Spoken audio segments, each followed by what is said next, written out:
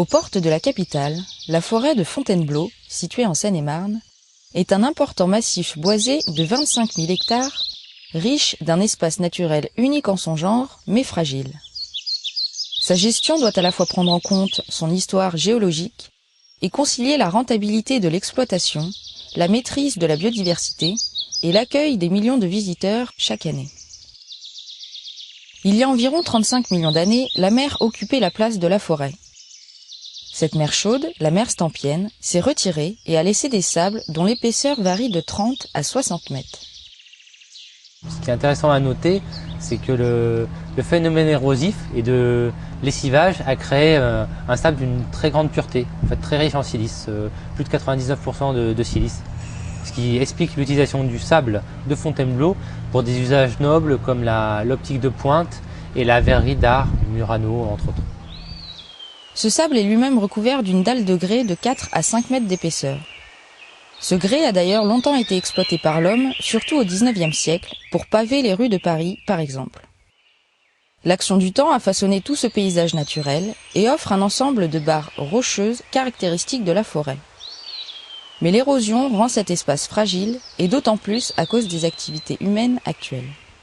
Cette géologie explique aussi la fragilité en termes d'érosion. Donc on a les mêmes problématiques finalement qu'on pourrait avoir en littoral.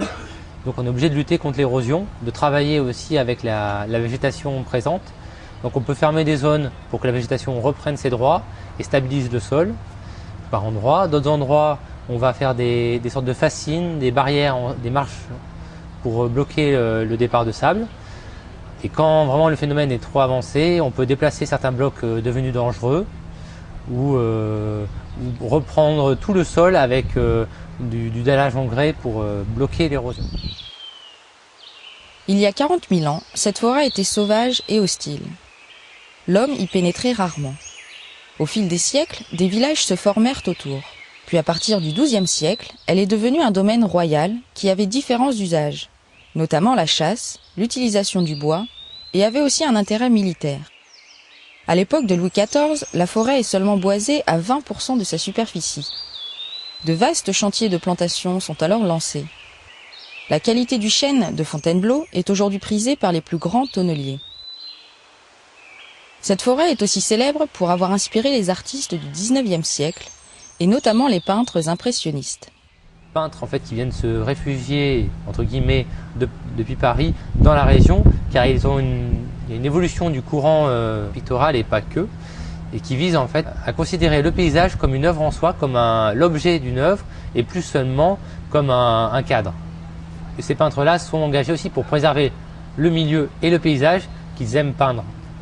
Ils sont rejoints encore par des poètes, des écrivains comme Victor Hugo, George Sand et bien d'autres. Au milieu du XIXe siècle, le chemin de fer arrive à Fontainebleau. Des sentiers sont aménagés, ce qui va permettre le développement du tourisme. Aujourd'hui, avec ses 17 millions de visiteurs chaque année, elle est une des forêts les plus fréquentées de France. Cette forêt, fragile, doit donc faire face à différents enjeux, économiques, sociaux et environnementaux. De nombreuses mesures de protection coexistent et se superposent. En cette année 2013, la forêt de Fontainebleau a d'ailleurs reçu le label Forêt d'exception. Le principe de la forêt d'exception, il trouve son intérêt dans la réalisation d'actions concrètes qui sont en lien avec la gestion multifonctionnelle des forêts. C'est une forêt qui soit à la fois préserver la biodiversité, permettre d'accueillir du public et produire du bois. Et donc, dans ces différents domaines, on a mené, par exemple pour l'accueil du public, on a aménagé des sentiers de promenade ouverts à tous, y compris à des personnes à mobilité réduite. On a conduit des travaux de lutte contre l'érosion pour éviter que cette fréquentation n'ait un impact négatif sur le milieu. En matière de protection de la biodiversité, on a réintroduit, d'ailleurs pas très loin d'ici, une plante qui avait disparu du sud de la Seine-et-Marne, qui est la sabine à grande fleur. On a travaillé à la réouverture de landes, caractéristique du milieu de Fontainebleau. Notre souhait est d'offrir des buts de promenade dans des endroits pas forcément connus de la forêt pour délester un peu les endroits qui sont surfréquentés. Au total, depuis 2009, 150 actions ont été réalisées dans le cadre de ce label. Et un nouveau contrat de projet est lancé jusqu'en 2017.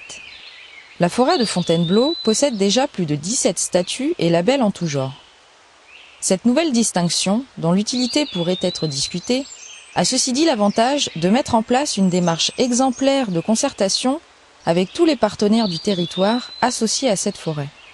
C'est une reconnaissance dans un état d'esprit qui est aujourd'hui de vouloir travailler ensemble. C'est aussi à travers cette démarche de forêt d'exception qu'on peut sans doute faire de la pédagogie auprès de la population et expliquer pourquoi parfois il y a des coupes rases dans certains endroits, pourquoi à d'autres endroits ça a été protégé et on demande à la population de ne pas pénétrer de manière à vraiment préserver certains sites. Bref, tout ça, ça rentre dans une pédagogie plus globale. Certes, quand on se promène dans une forêt, on n'a pas toujours conscience du travail qu'il y a à faire pour entretenir des paysages.